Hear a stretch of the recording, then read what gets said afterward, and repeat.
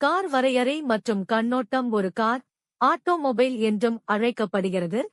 இது முதன்மையாக பயணிகளைக் கொண்டு செல்வதற்காக வடிவமைக்கப்பட்ட ஒரு மோட்டார் வாகனமாகும். பெரும்பாலான கார்கள் 4 சக்கரங்களுடன் பொருத்தப்பட்டிருக்கும் மற்றும் உள் எரிப்பு இயந்திரங்கள் அல்லது மின்சார மோட்டார்கள் மூலம் இயக்கப்படுகின்றன. அவை நவீன போக்குவரத்து அமைப்புகளின் முக்கிய அங்கமாக செயல்படுகின்றன, தனிநபர்கள் மற்றும் குடும்பங்களுக்கு இயக்கம் மற்றும் வசதியை வழங்குகின்றன. வரலாற்று வளர்ச்சி. காரின் வரலாறு 18ஆம் நூற்றாண்டின் பிற்பகுதியில் பல்வேறு கண்டுபிடிப்பாளர்கள் நீராவியங்கும் வாகனங்களை பரிசோதிக்கத் தொடங்கியது.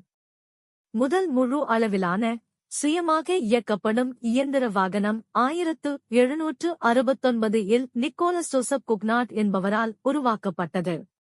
இருப்பினும் 19ஆம் நூற்றாண்டின் பிற்பகுதியில்தான் நவீன ஆட்டோமொபைல் உருவானது.